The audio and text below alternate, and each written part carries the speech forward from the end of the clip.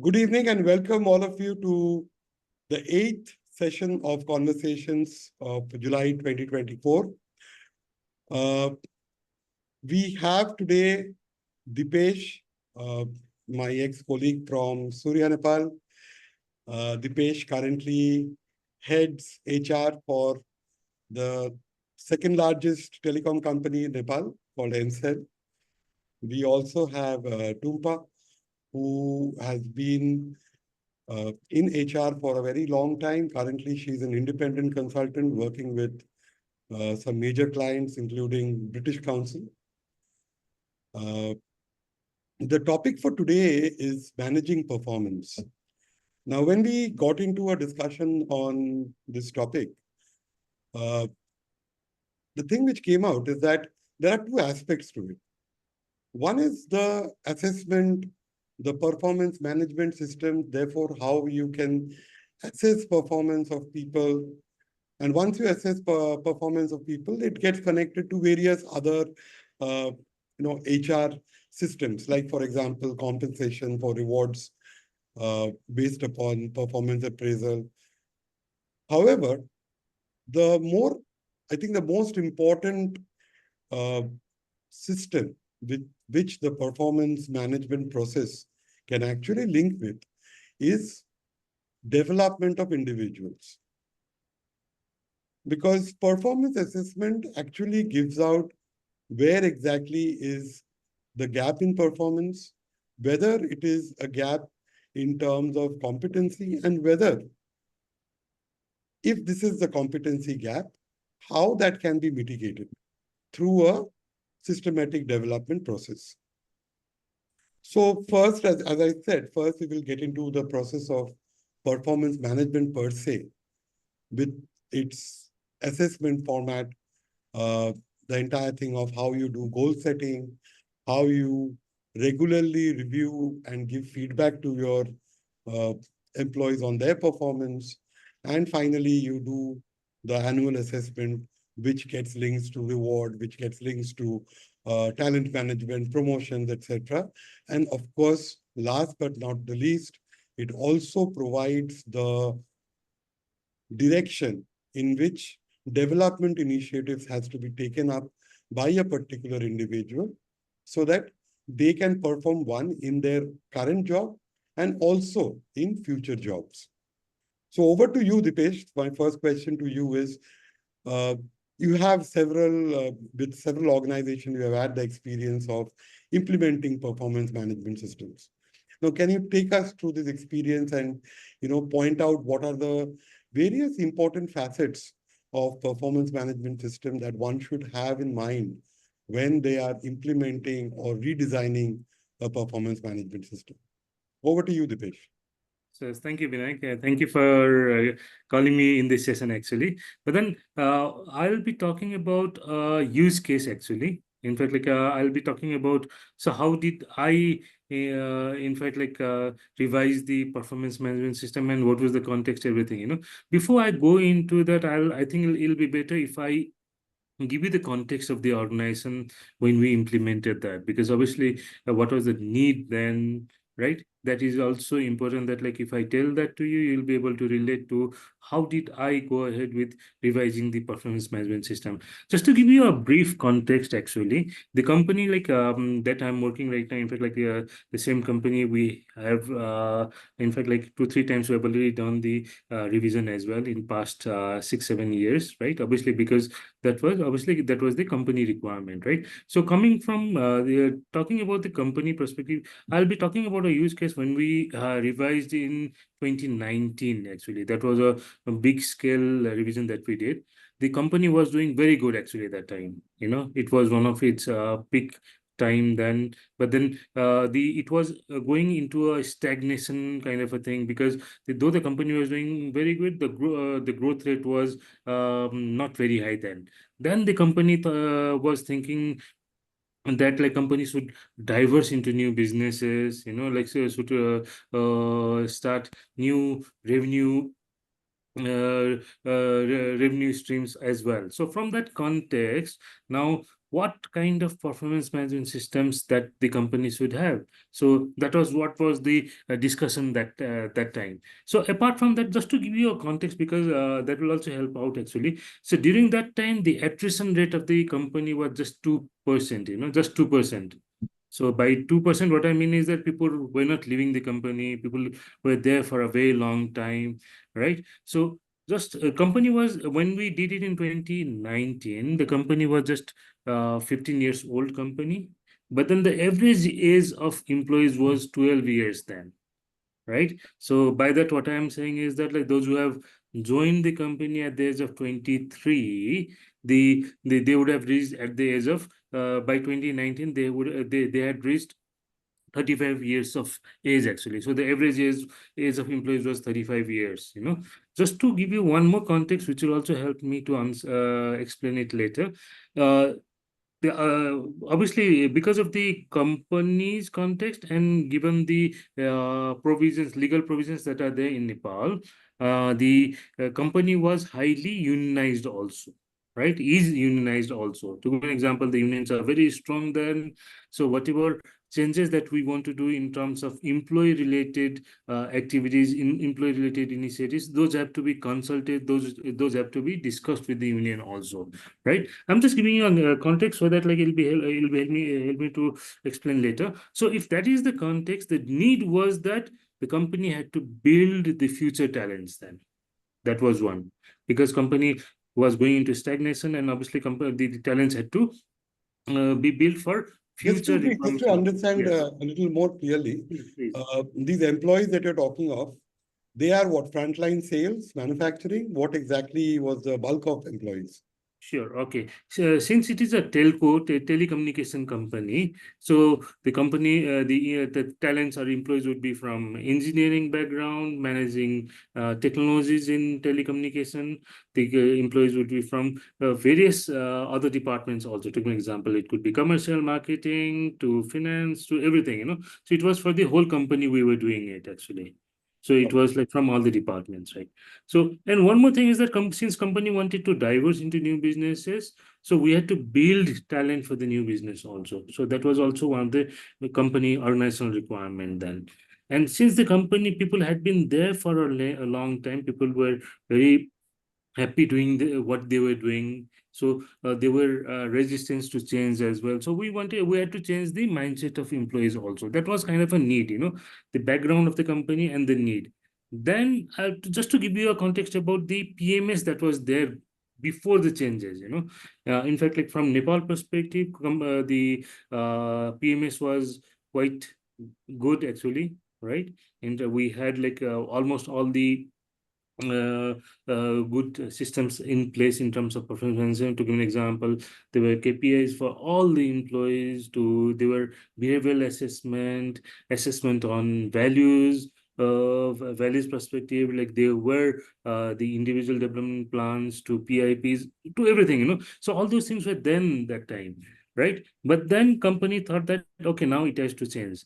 So as we had to go ahead with the change, then what we did was there was a very we had a shortcut also, directly bringing the new systems and implementing that. That could have been very easy also. But then what we did was we had to come up with the need of the change. So from that context, what we did was initially, like we discussed with various group of employees within the company itself. We talk to people managers, we talk to union members, we talk to 10% of the employees as well. What we talked about it? We talked about the existing performance management system that we had, right? If there are any pain points in that, right?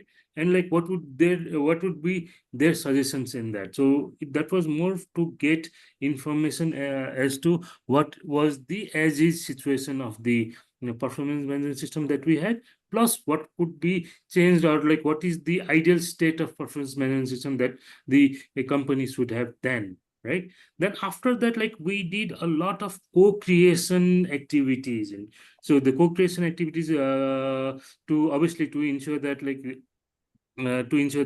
everybody has ownership on what we do, what we did then, right? Whatever changes we wanted to do, we wanted to involve each and every individual, each and every, mostly, not, I'll not say each and every, but like most of the employees, so that they buy in what we were implementing also. So from that context, what we did, like, there were various group of employees, in fact, like, we were working on. And one of the most important thing that we did was, first part was mindset change workshop. Okay, then like people had been there for a long time. Now the attrition rate is very less. What the business needs now. So from that context, what kind of mindset then employee must have in that business context. So from that context, that was a huge activities that we did, and like that was a long initiatives and interventions that we did. Once we did that, then like we brought some consultants also. Consultants to understand. More to understand what are the best practices available in our kind of an organization. How are the organizations doing elsewhere in other countries, like maybe in European countries, maybe in some other countries. So we brought consultants like who gave us the details as to how are the companies managing their performance there. Apart from that, what we also did was, once we had the understanding of the best practices elsewhere, what we did was, like, then the closed boot camp kind of a closed camps were organized between the HR talents, then again the people managers, some of the top managements as well, obviously some from unions also, and some from employees as well. And we had a close camps in various phases of in various phases. In fact, like maybe like there were 6 7 different phases. We worked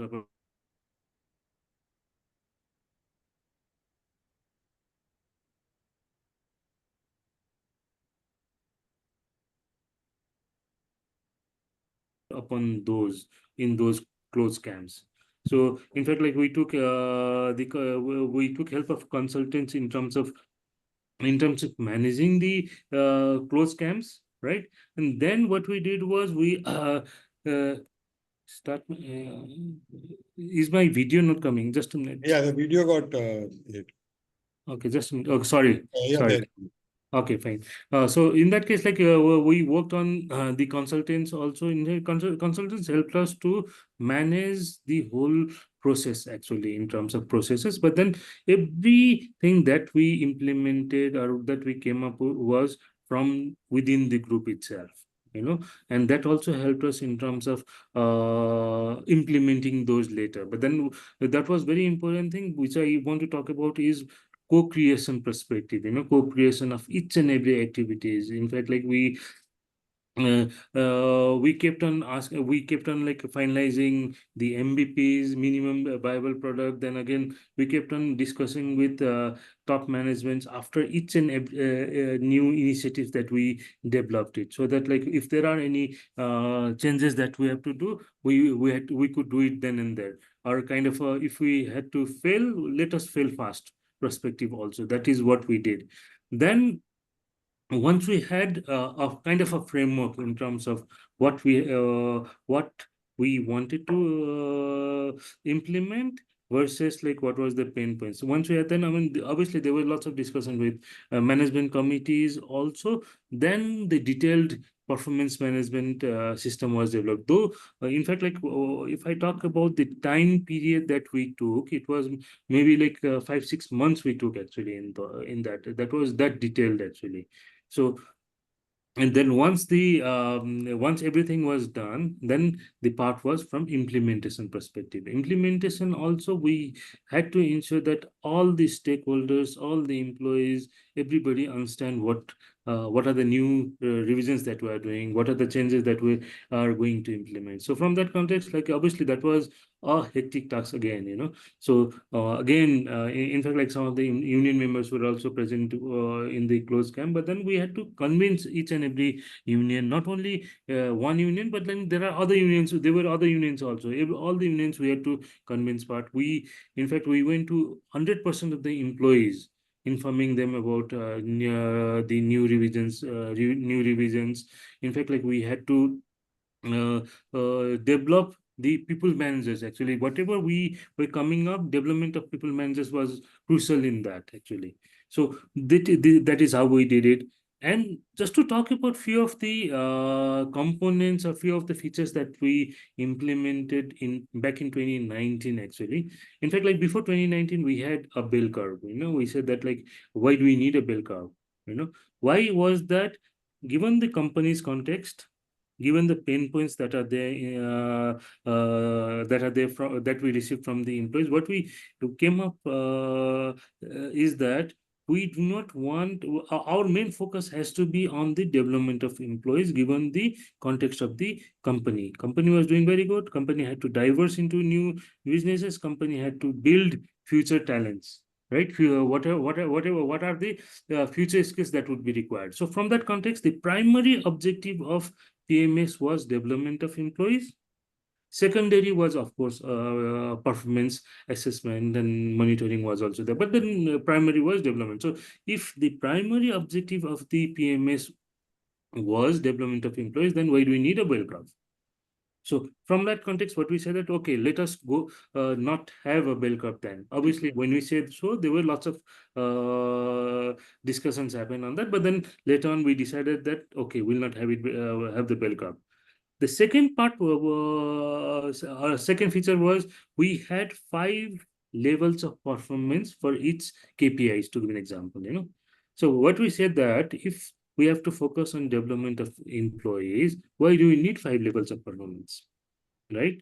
So if we need a development, if we are focusing on development of employees, we may just need 3 levels, saying that whether it is niche improvement, whether it is well done kind of a performance, or somebody who would have done outstanding level of performance. Just 3 levels would be fine. So that is how we came up saying that, okay, now we'll go we'll not have 5 point rating scales or 5 levels of performance. We'll just have 3 levels of performance, not only on each KPIs, but at the end of the performance management system, even the overall performance would have only 3 levels of performance then, right? So that is how we did it.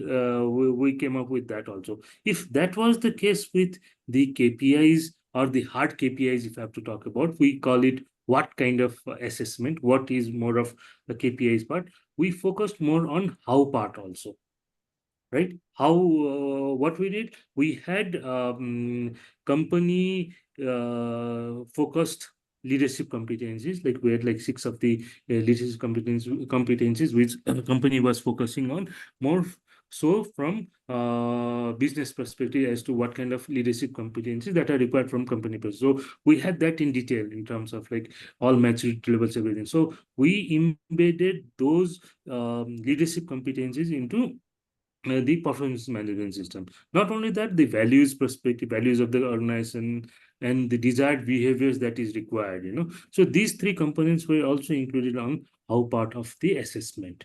So, and there were like 60-40 percentage in terms of the weightage that were given to it. And once we have what kind of performance and how, what would give the performance, while how would give the potential of an employee. So from that context, we came up with 9 grid performance potential metrics as well. And not only that, like people were saying that during the discussion, various discussion, they were saying that we set KPIs at the beginning of the year, right? But during the year, business context might change. So you may have to change the KPIs. So we made the KPIs dynamic, saying that it could be changed anytime. But then uh, there was some control mechanism also in place as to like obviously maybe any change that would require some level of approval also, so that like there is some control mechanism, but that was more from control mechanism only. So that was what was done. And the major thing what we also did was we didn't want a context where in an operation could be successful while the patient could be dead. So from that context, what we did was all the employees, they could be performing very well, but the company may not be performing well. So from that context, companies scorecards were also one of the major component in almost all the employees KPIs. So in fact, like the higher level or top level management had as has 60% as the corporate scorecard, right? while all the employees, actually all the employees had minimum of 30% as as the weightage in their KPIs, of company performance. So that also, in fact, like during earlier days, it was really difficult in terms of people were asking many questions as to what is my linkage directly to company performance. But then we had to change the mindset, and we had to ensure that and people understood that also in the meantime. So that is what we did. And on one, two, three other new things that we implemented in PMS, performance management system, was that, since why also I'll just tell you, because people had been there for a very long time doing similar kind of role. We wanted them to change the roles also, right? So maybe like we wanted them to come out of their comfort zone also. Then we came up with a concept called challenge yourself, and that was a part of performance management systems. Obviously, that challenge yourself wouldn't have any impact on overall assessment. But then what we said is that if you want to do any kind of project anywhere in the organization, you could talk to, and like you could opt for those projects also, right? So, and in fact, like many people came up with their interest on different projects, and those that also was one of the successful part, actually. But then there were some shortcomings, in a sense, like earlier 1 2 years it went very good. Then later on, people taking new projects went down, and then we came up with another initiatives again. And apart from that, like we also came up with another initiative called job crafting. What we said is that, since people have been there for a very long time, what we said is that, in which area you want to build your career now, right? What kind of interest do you have it? To be example, if I'm in HR, I may want to I may want to build my career in, example, product development, so, or analytics. So what I could do is, I could opt for job crafting in such position, and I would be groomed for those roles also. So that was also one of the major part that we included in the new PMS, performance management system. So in fact, why all this? Because the objective of performance management system was to build or develop talents. So from that context, these new things were coming up, aligning to the objective of the organization. So obviously, needless, and other things were obviously quite common now in almost all the organization, like continuous conversation, continuous guidance perspective. Like you may not have to, you don't have to assess once a year or twice a year or maybe 4 times a year. It could be assessed anytime, maybe like once every month, every week, like that. So those kind of continuous conversation and guidance perspective also we implemented, and that is also mainly because the objective was development of employees, and there has to be continuous conversation.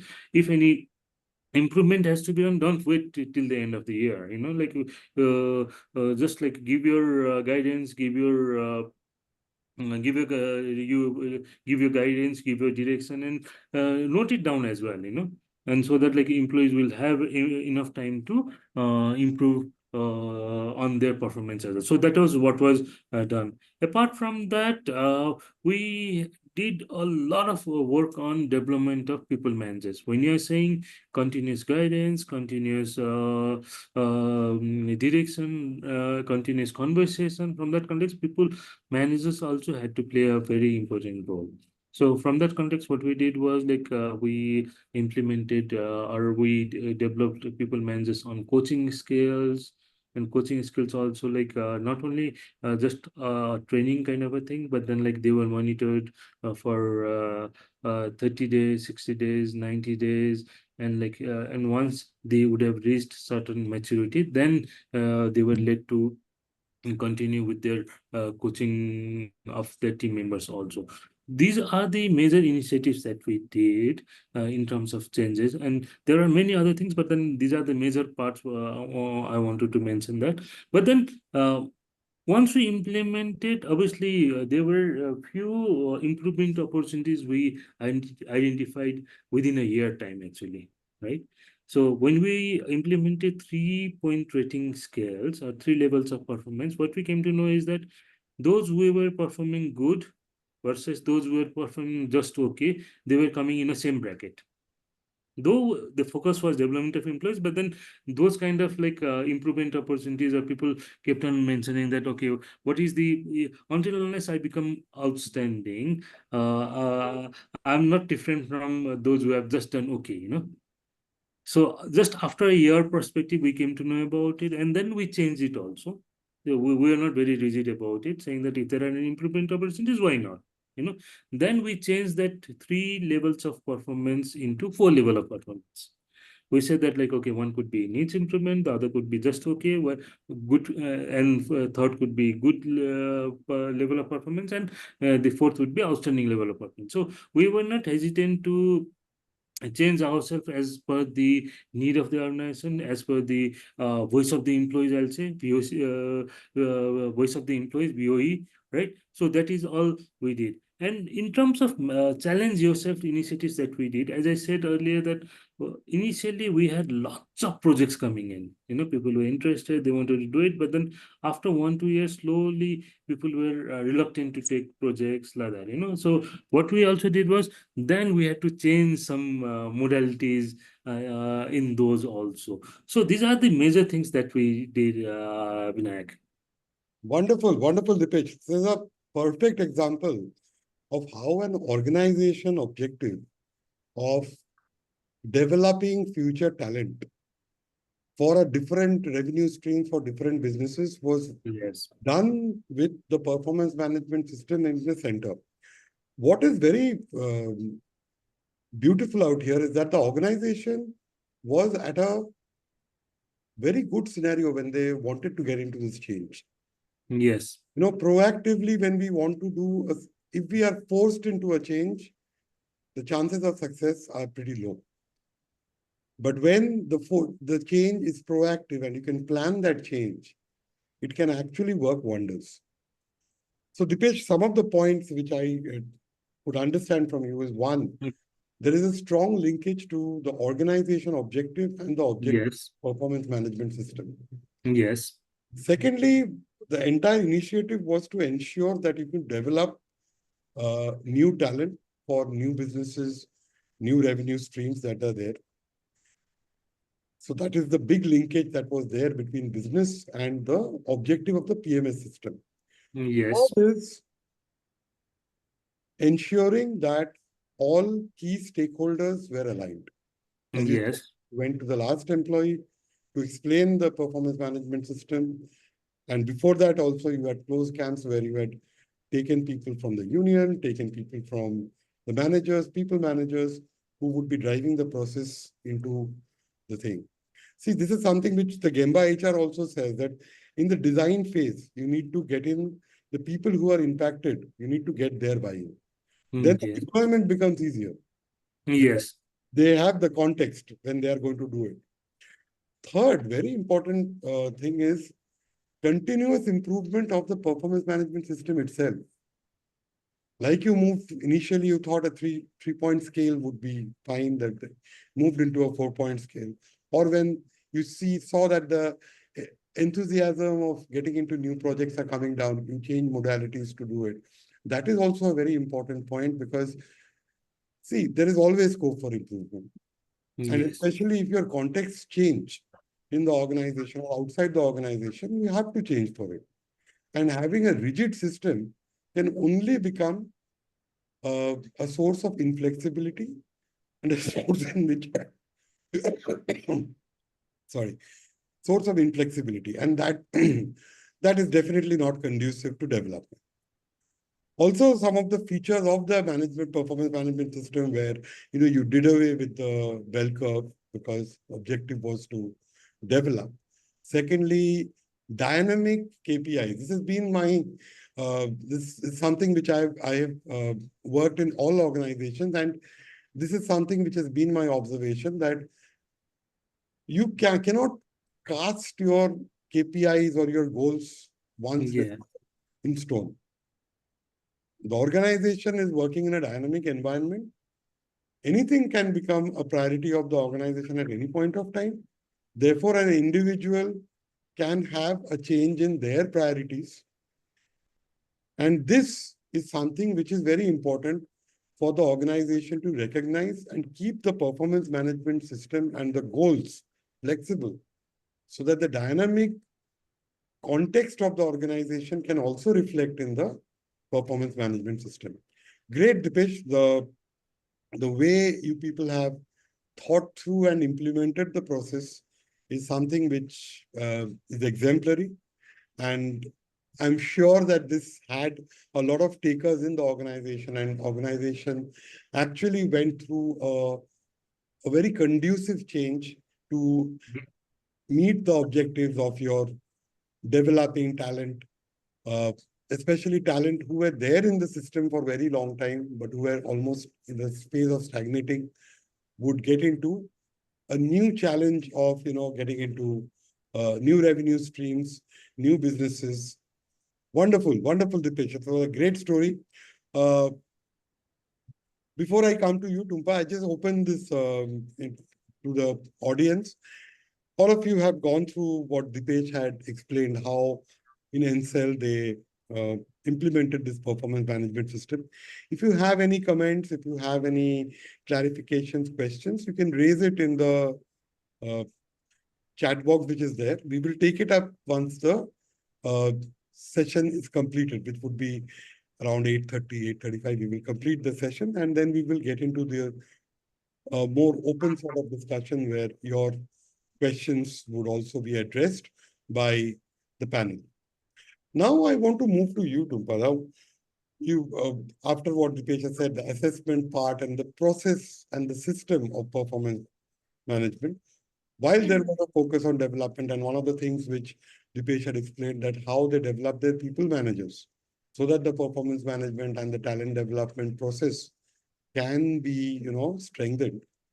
I would now come to you on a little more granularly explain that how is this process of identifying gaps through the performance management system, and how is the process of gap mitigation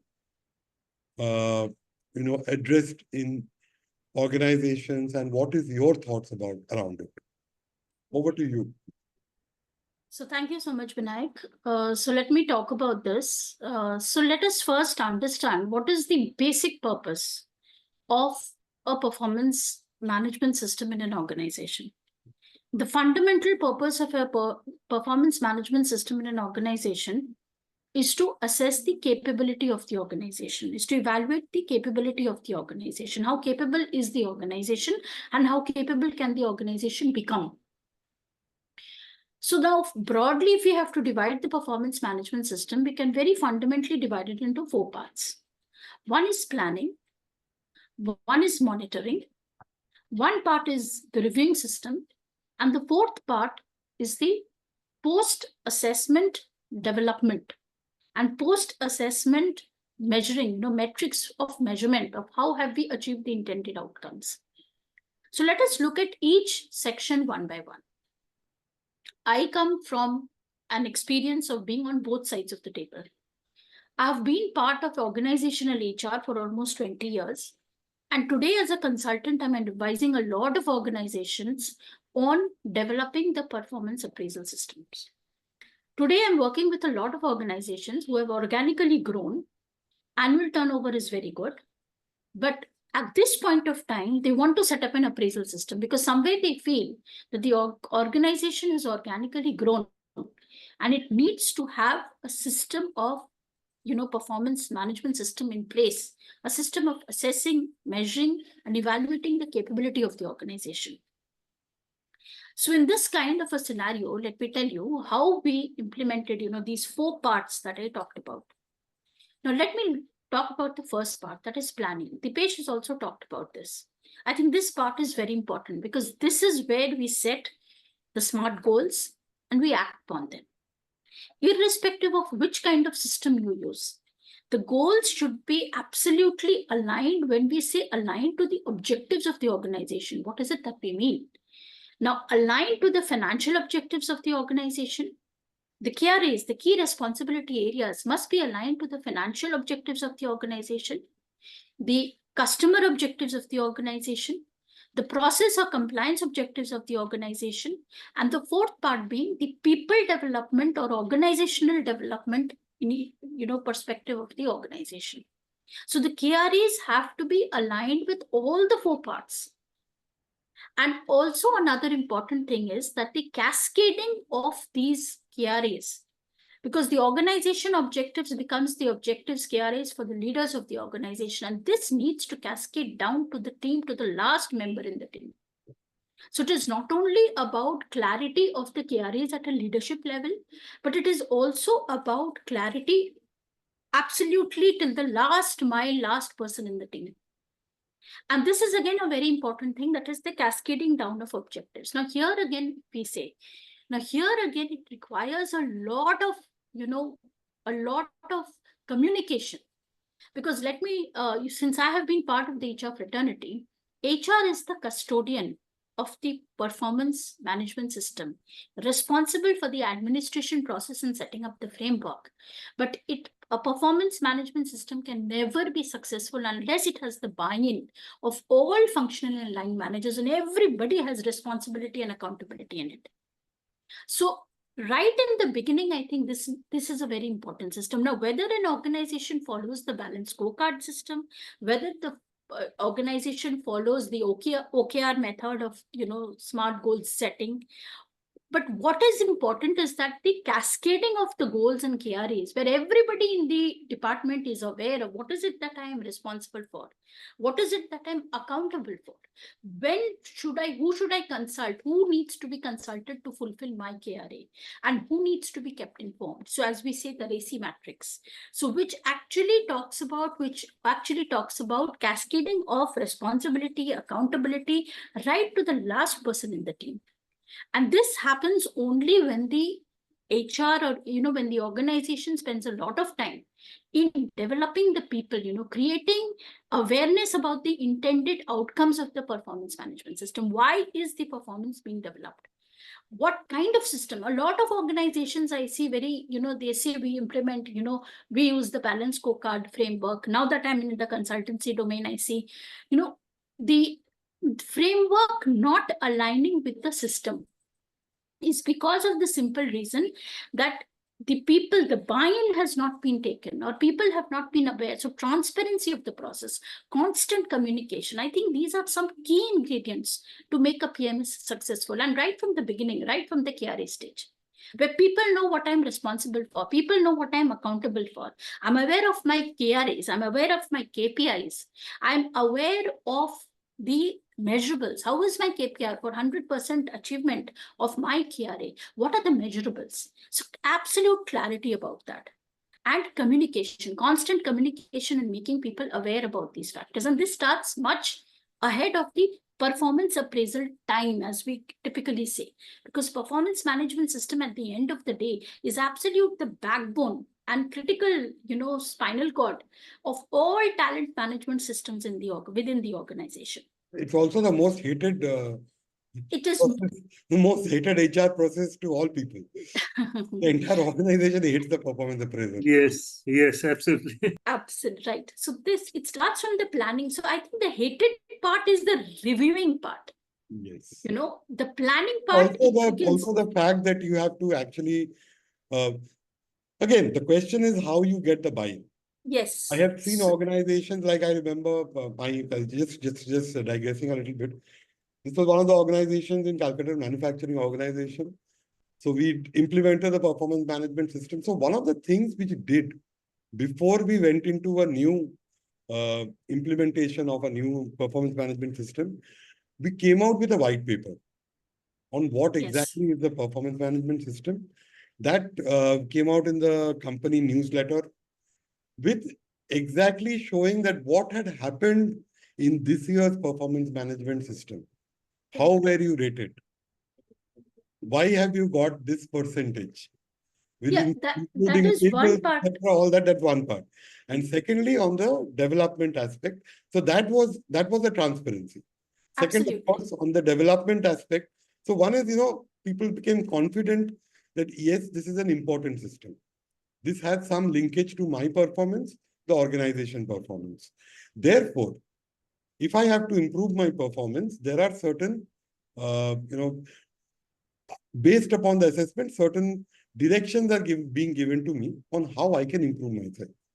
And therefore, after we came out with this white paper, and down the line, people understood that this is the importance of the performance management system.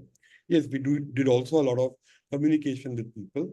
But once this buy-in was there, I, in fact, had to find for the next goal setting in certain departments were a little slow in doing their goal setting. And we used to get a lot of questions from employees of this department that, see, rest of the organization has done it. This is something which is very important. And that, I think, was the proof that people are seeing importance into the process. And that was, I think, and most here I want to important. add something, Binayak, here I want to add something. Today, I'm also working with organizations where people don't have clarity of what is my key responsibility area. I don't know what I'm responsible for. I don't know what I'm accountable for. Two people are doing the same thing. So there is, number one, there is no accountability in the system. In fact, a lot of even, larger organizations are dealing with the same problem. So sometimes even a simple tool like having a RACI matrix for a particular team, where you crystallize who is responsible, what are you responsible for, what are you accountable for, who needs to be consulted in order to achieve your KRAs, who need to be kept informed. If you say 100% achievement of KRAs, who are the key people, key stakeholders in your chain of command who need to be kept informed. So clarity of the entire process, and this is only the beginning, this is only the planning part. So all these, and they begin with sometimes as simple as a process as a RACI matrix. And this is what I was telling you. Recently, we were working with an organization where people don't have clarity on these aspects. And it is a legacy organization, which is has a very good, annual turnover. And a manufacturing organization with a very good annual turnover. But this is the state of affairs. There is no role transparency, there is role duplication, there is redundancy. So all these things have to be taken care of when we are talking about creating a robust, sustainable performance management system, and it begins with the planning phase. And then we'll talk about the second phase, that is monitoring. How do you monitor performance now? Now that the KRAs are decided, KPIs are clear, my measurables are clear to me. Now, how is the performance going to be monitored? Now, here is where the feedback, process comes into play. Here is where the capability of, as Dipesh also mentioned, capability of leaders to give feedback. I have worked, I have faced situations, where the leader has come up to me and has said that, I don't know how to give a performance feedback, or scared to give a negative performance feedback. See, these are the developmental areas when we come to leadership, how to give a performance feedback, how to run a career conversation. Because as Dipesh said, a lot of organizations are doing away with the bell curve. But what is coming into play is a continuous feedback, less formal, more useful, more informative. And it talks, so running, what is a career conversation? How to run a career conversation, how to deliver the bad news, how to talk about performance improvement. So developing leaders on these aspects, because this is a critical part of the second phase, as I said, monitoring through check-ins, through feedback. So how does the leader do it? And the third part then is the reviewing. Now, once all these are in place, so one development aspect with regards to performance management system is the role of leaders, line managers, functional managers, role of leaders in actually speaking to the team. How do I give a feedback? How do I check in performance? How do I monitor through regular check-ins? Having, checking feedback mechanisms time to time, having a timely feedback system in place. Now, that could be a quarterly feedback, but it needs to be a continuous feedback process. It's not a once in a year that happens. A lot of organizations are doing away with the typical performance appraisal discussion, which you said, hated discussion, and converting into career conversations, where the discussion is focused more on what is it that I need to know about the kind of job I'm doing in the organization? What is my scope of development in the organization? And also, so one thing that the people want to know is what is the information, other information related to my job. Second thing they want to know is feedback about my performance. What am I good at? What am I not good at? Which skills or competencies I need to develop? And scope of development in the organization. What is my career path in the organization? So awareness about these things, need is very important even in the case of functional and line managers. They need to be aware about what is the career path, what is the career framework in the organization. So when we are talking of co-creation, when we're talking of buy-in, I think HR as HR leaders, we need to co-create all these things with functional leaders and line managers for clarity of the process. And then comes the third part, which is the most hated part, which is reviewing performance, reviewing goal completion at the end of the cycle, that is. And this comes through a rating system. Now, it could be a 5-point rating system, it could be a 3-point rating system. And again, a lot of communication, a lot of developmental conversations happen around this process also. What is the performance? How is my performance being measured? Now, why is all this becoming more and more important? Because today we are moving into a multi-generational workforce. We are moving into having a much more, Gen Z has already started entering the workforce. They are a much more aspirational workforce. They want answers and they want quick answers. So, clarity, even it's very sad to see sometimes even leaders in the organization don't have clarity about the process. And for them, it only boils down to rating somebody on their performance. So this is again a very important, conversation. And this is again a developmental need, having clarity. How is my performance being measured? What is the rating scale? Why is the rating scale as it is? What does the rating scale? Is it a 3-point scale? It is a 5-point scale. And here again, again, yes, and even when monitoring performance, it is important for the managers to actually also provide what are the skills, what are the competencies. One is improvement, and what are the skills required for future development of the person. Potential development. It is not just measuring performance, it is also mapping potential of the employee. And then finally comes the rewarding part, which is, are people being rewarded? Are the right people being rewarded? Again, that is a question mark with regards to the performance management system. And also, how is the performance management system feeding into the other talent management processes like succession planning? How is the talent management system feeding into processes like high potential development, hyper development? How is it fueling a talent pipeline for continuity, of the organization? So all these things, because at the end of the day, it is this system which is feeding into. Also, a very, very important thing, how is the performance management system feeding into the skill development or competency development of the organization? So all these aspects, so it is again, as I say, it is about planning, it is monitoring, it is reviewing and rating and rewarding and feeding into different aspects of the talent management system. And every phase has its own developmental needs. And the conversations need about increasing the competency, knowledge of all these things, among employees. These conversations should happen on a regular basis. What we are today referring to as continuous feedback. And when these conversations happen, only then, we talk of having a sustainable and robust performance management system, where the intended outcome of the process is clear to everybody till the last person in the team. Everybody knows why the performance management system exists and is being run in the organization. And another important thing is metrics, developing metrics for running. What are the different kind of metrics that we need to measure? See, for example, when I'm saying that the ultimate aim of having a robust performance management system is to increase the capability of the organization. So how does HR, what are the performance management metrics that HR needs to measure? Because again, that is the cost to value, HR service delivery, that HR does. So certain important metrics like performance appraisal completion rate. What is the percentage of employees who have completed performance appraisals on time? What is the goal achievement rate? Percentage of employees meeting their performance goals. Has this improved over the last year? What is the improvement we expect over the next year? in line with the business objective of the organization. Employee improvement rate, which measures the rate of improvement in employee performance over time. That is, how many promotions have happened? Have ratings improved or have ratings worsened?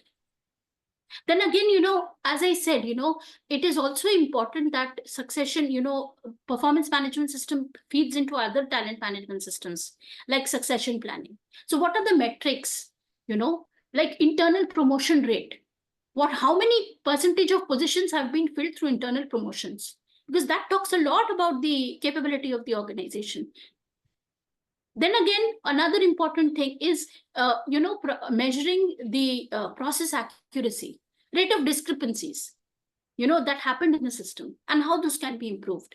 And then running conversations on what can be improved in the performance management system. Yeah, just coming to your last point, these discrepancies. Yes. I remember scenarios. What happened is that sometimes when the organizations are, too operating in functional silos, the same target or a same parameter, there would be different targets seeing in different verticals. For example, there is a production target of a plant. This is something which happened to me in real time. Right. I was auditing the performance plans, the performance goals for employees. So the production was X is the target. But when it came to machine uptime, there's an assumption of production. Yes. That was different. So that is also very important, is that we take a holistic view. Yes. As an organization and not a very narrow functional view. Because then these discrepancies come up very fast. So if it's a target of, this is a production for the entire plant, whether he's in production, whether he's in HR, whether he's in engineering, whether he's in any of the function within the plant, it has to be the same for all of them. And this is where I have seen a lot of discrepancies coming up, that people, the same parameter, there are different values which people are playing with. Yes. So again, this also shows a knowledge gap sometimes. People are doing it for the sake of doing, not sitting back and taking a, look at really what needs to be done, or may not have this. So there could be a knowledge gap, so discrepancies, when I'm saying, what you talked about, so discrepancies could be a knowledge gap. It could be a resource gap. It could be a skill gap, so. Could be, I think the gap is more to do with the importance that I'm according to the process. Yes. I think that's the biggest challenge, is that are we giving that amount of importance that I would bring in that rigor? Absolutely. Or it is just, yes, last year this was the figure, so 5%, 6%, more or less, Yes. and you take that as a target. What exactly are you doing? Are you doing the cascading properly? Are you ensuring that there is a cross-functional alignment on the targets? Are these processes being done, or is it just being done mechanically, where people are seeing it as a system which requires to be followed, but the heart is not in it, the soul is not in it. It is just a mechanical thing which we have to do, and this has got linkage to rewards. Therefore, it is very important. That's typically what people have. Typically, that is the understanding of performance management. Now, making it relevant, meaningful, like Dipesh's case, it's a wonderful way in which they have gone ahead and done it. Some organizations I know have been very rigorously, seeing what requires to be done in developing performance and developing talent, and therefore using the performance assessment methodology and the performance assessment system as a central system which can drive all these objectives of talent development which we have. So yeah, I keep on yaying you. Anything else? So you carry on, Tumpa. Yeah, so and I think the another important part is developing the skilling matrix derived from the performance management. As first point is what you rightly said. Year on year, it is not a copy paste system, year on year, that typically happens in organizations. I've also seen people, copy pasting their KREs of the previous year into the next year. and that's purely because they don't have any other means, have no other information, no other, why it needs to be done, what is happening. They're only looking at it as an rewarding system, or a X percentage of increment system. They're not looking at it as a critical talent management process. So here again, I think and as I said, so certain important things that make a performance management system successful, in my opinion, is constant communication at every level. I think that's the secret spice. Buy-in of all functional line managers, creating a process that everybody in the organization is aware of. What are the intended outcomes of the process? People take responsibility, people take accountability. People are aware of why it is happening. People are aware of the measurables in the system. People are aware of since they have been getting continuous feedback, they are aware that what I'm good at and what I'm not good at.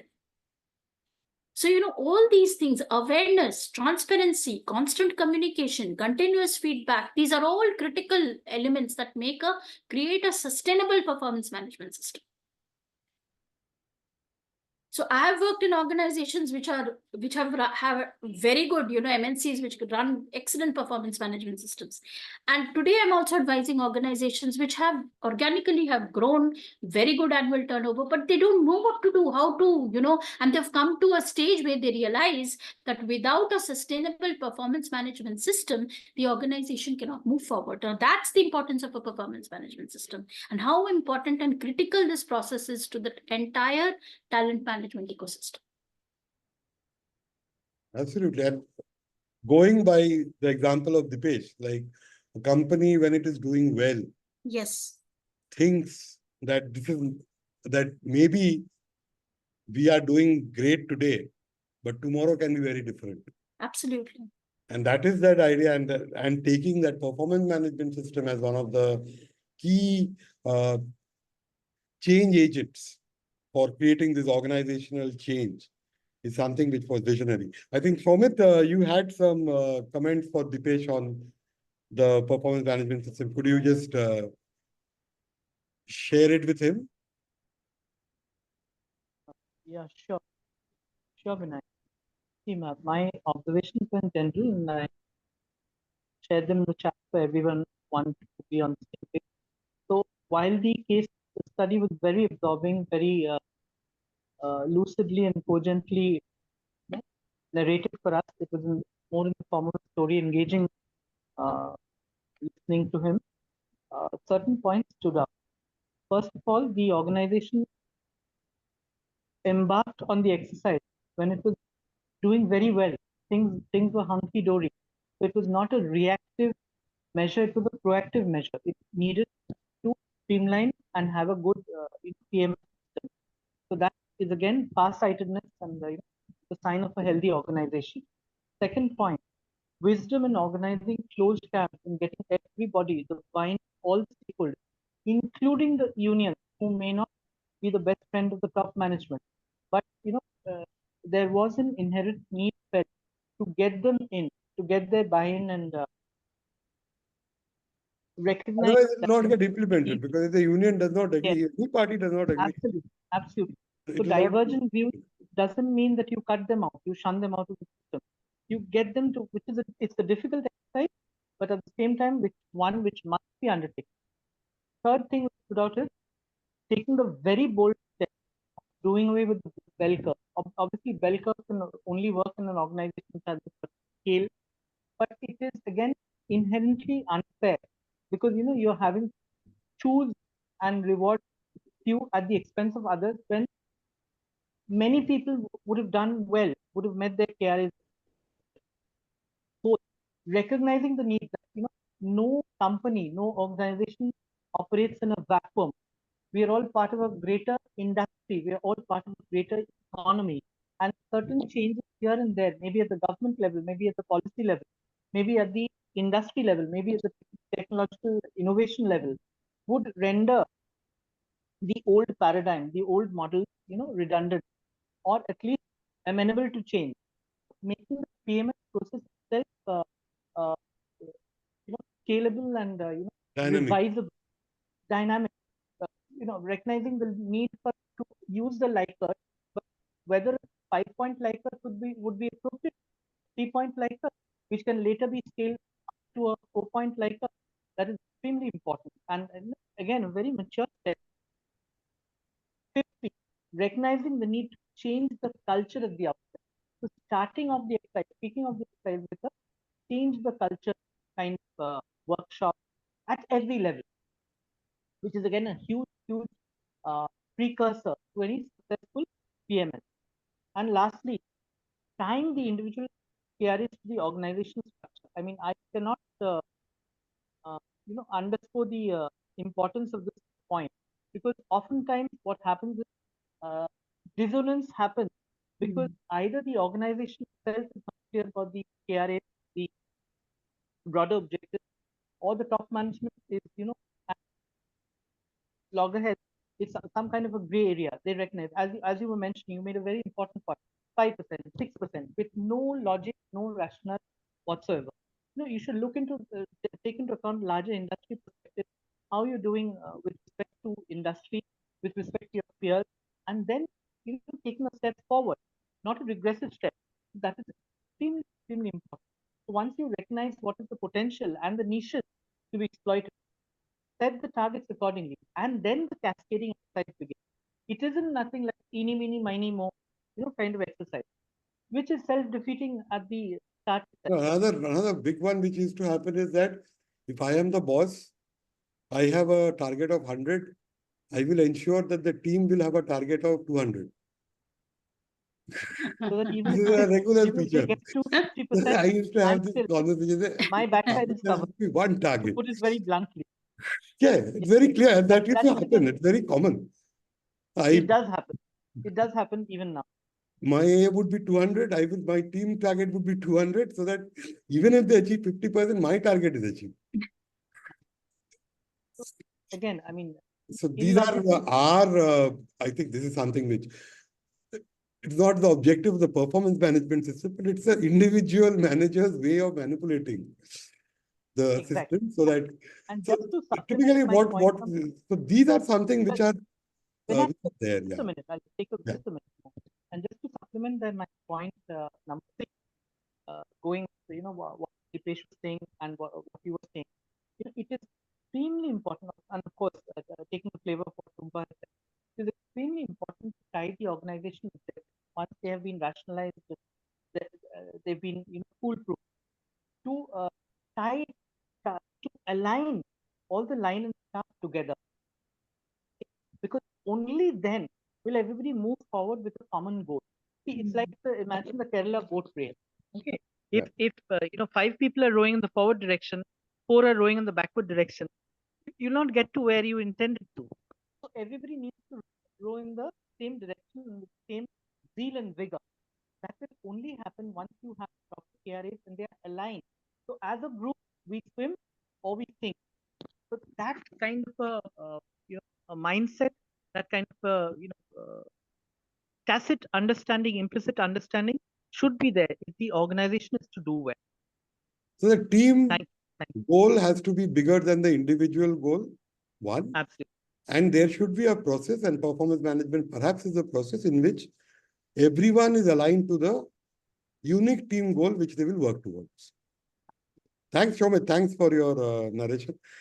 Any other comments, any other points from anyone from the audience, even you, Dipesh or Tumpa, if you want to put in any other comments or points, please.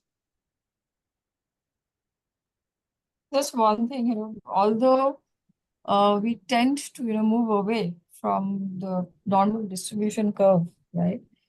There is an inherent, nature, even if you don't do a rating and there's a forced distribution and all, during moderation, there's always a, tendency to somewhere, plug that, the top 5% and, the bottom 5%.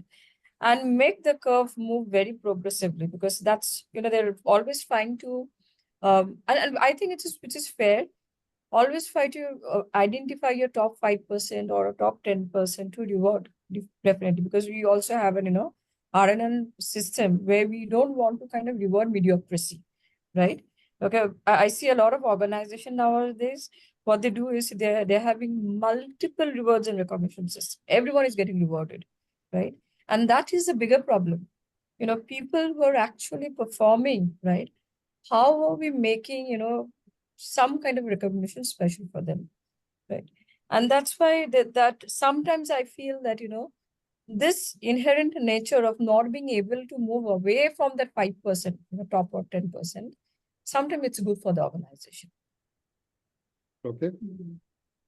No, differentiation definitely, if you're talking of meritocracy, then differentiation in rewards, differentiation in career growth, that has to be there.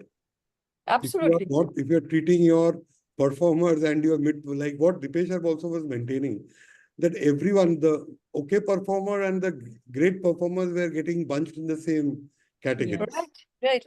So that is something which definitely is a very important point that, yeah, finally, we are looking at meritocracy. We are finally looking at differentiation basis performance, because that is the culture that we want to bring in. Absolutely. If I want to bring in a high performance culture, I have to do the differentiation. And that is a bold step.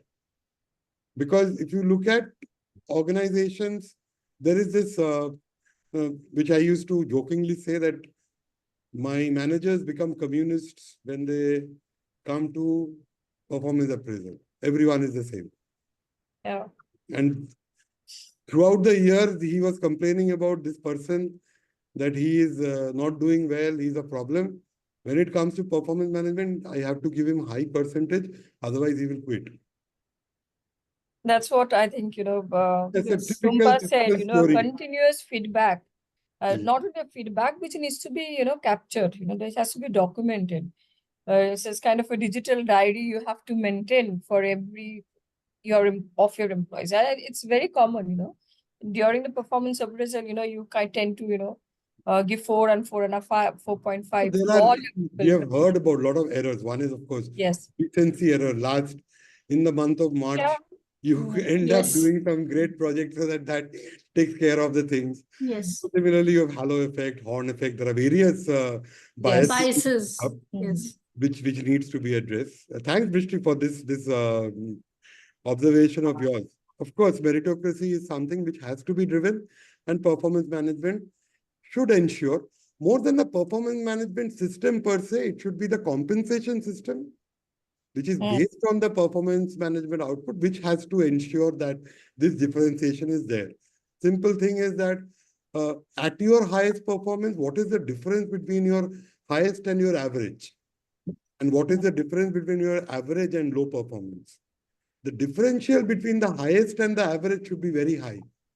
So the person who is getting high knows that I have been rewarded because I perform much better than other people.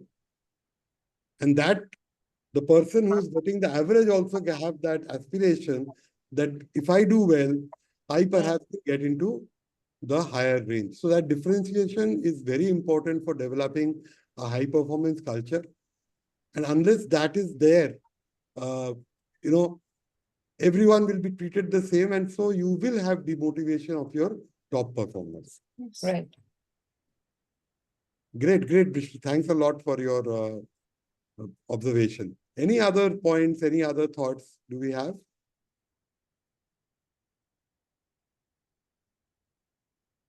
Also, I think, 9 grid, visibly works very well.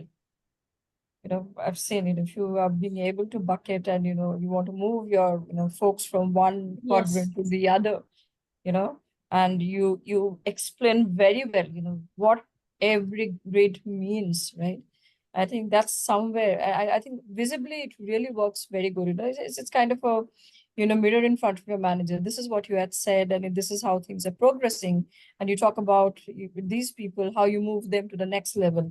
And, if your people are stagnant and they're not moving, across those 9 grids, you need to do something, right? So I think, we have somewhere down the line underestimated the value 9 grid actually, creates. See, I don't see people talking about it, any kind of a box, any kind, See, any model works well. This is more of a generalized thing. Any model theoretically will work well. It is the implementation where the problem is. Yes, Yes. implementation. How do That's we right. implement? Is the spirit there? Mm. 9-box also, you can make it very mechanical. Mm. If you want, you can make it as mechanical as possible. You just I do it think as a the hand. clarity of the intended outcome is very important. Why am I, using a Brilliant. particular framework? Why am I using this framework and not that framework? It is not You know, only on performance management, it's any other system. any other system, the intended outcomes have to be very clear. Very clear, and people should see value. Yes. Whether it's a people manager, whether it's an individual employee, whether it's a top management, leadership, HR, everyone has to see value in your process. Because unless and until you see a value, why will you follow that system? And also, I think one thing that Brishti actually talked about when we were talking about creating a high performance culture, I think another important thing is also that, talent measurement systems are also discussed and made transparent to employees. I know I am working towards this. A lot of organizations create that, hush hush effect, and it becomes like a, the manager becomes like a reality show judge. You praise your high performer, and then at the rating, when you're giving the rating, you're giving a very small chunk. So I It think was the top leadership moderated or HR moderated and reduced your. yeah. In fact, the worst part is Right. sometimes functional leaders, line managers end up saying that to the employee. Yeah. That I gave you a good rating, but this is the moderation that happened. Moderation has reduced your Yes, rating. yes. So somewhere I think need to develop a very good talent measurement system and make it visible to everybody. Everybody knows I'm working towards, this particular, and in order to reach here, if I'm missing, that is the reason for these career conversations and these continuous, feedback systems, is that if you're missing something, so it is not just measuring performance, it is also measuring potential.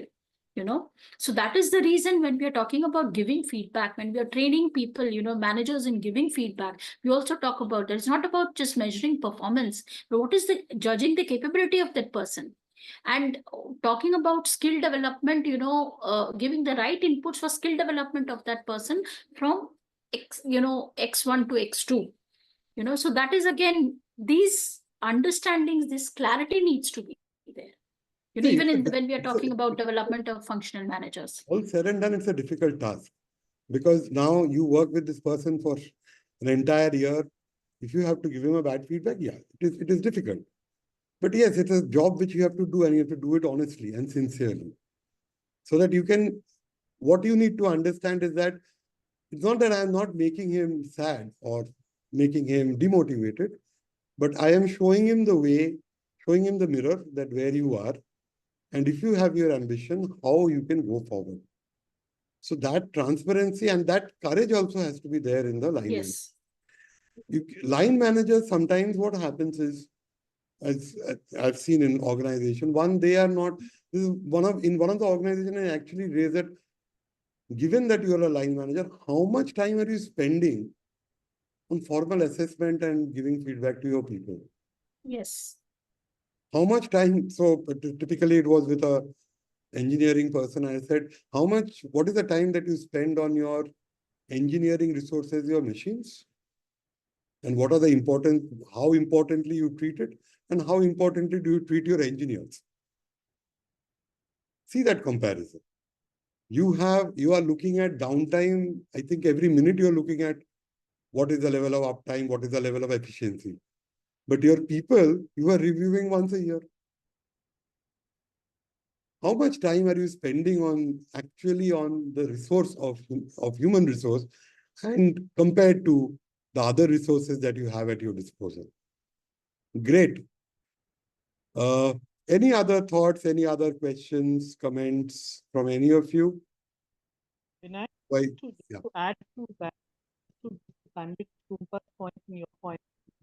Sumit, It can you would be a be- little louder, please? Yeah, I was saying, just to add to your point and incorporating Tumpa's point as well. See, communication, regular communication, correct communication, and transparent communication should be the order of the day.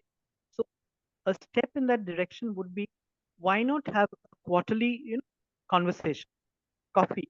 And the other valid point which you mentioned was to have a career conversation rather than a PMS. Yeah. So that the other person knows what's in it for him or her. Okay.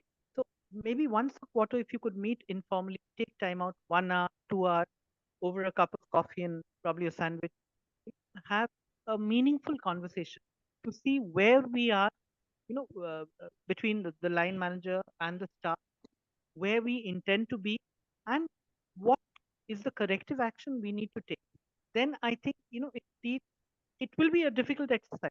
But if these quarterly conversations do take place, I do not think that the annual PMS will prove to be such a Herculean task as it normally proves in organization. Just a suggestion from my side. Yeah, thank you, Shobit. Well taken.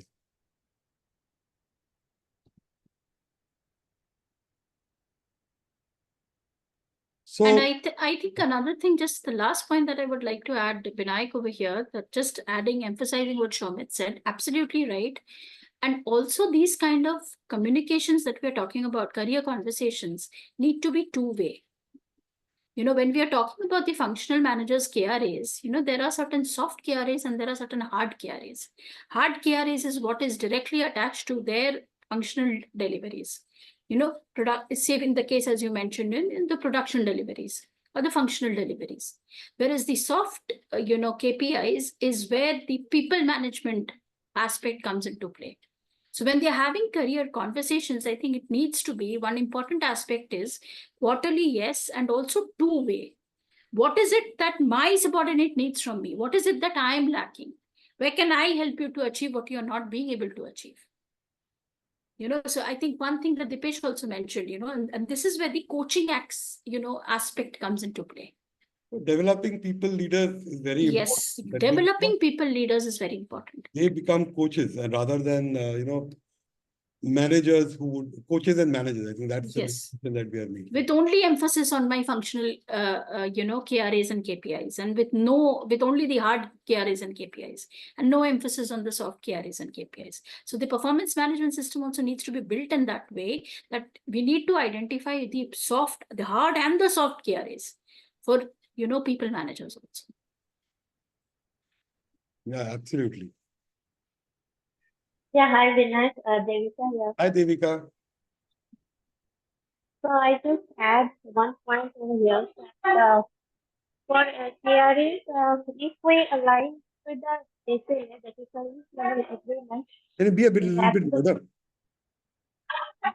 yes. So I just add on one point that if the KRA is aligned with the service level agreement for an individual, so it will be helpful for Mari when we are reviewing his or her performance. So it will be easy to measure. Just like if our HR department, we have the KRA send out the offers within 2 days. Okay. So it's a service level agreement over there. So we are monitoring on daily. So when the recruitment process is over, then we need to send out the offer within. So that type of SLA KRA is aligned with the SLA. It will help us when we are measuring. So it is clear. Hello.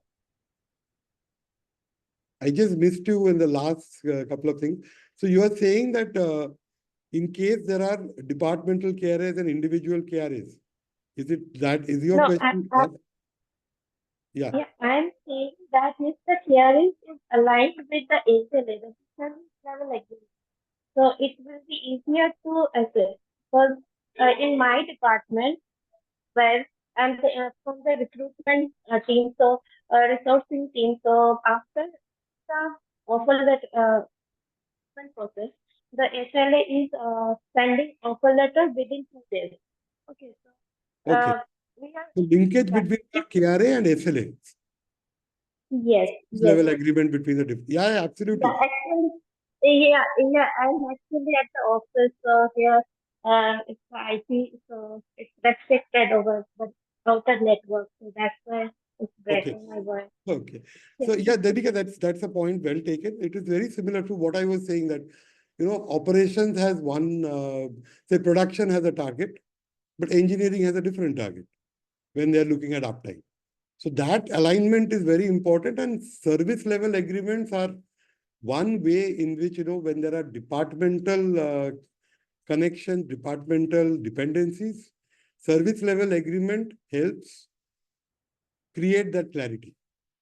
And that can definitely get translated into KPIs or KRS for people. That I need to ensure that this service is provided by this time, or this is the service level quality that needs to be delivered. All that is very important. Yeah, that's very true. That SLAs can be also linked to KRAs, KPIs, and measured through the PMS.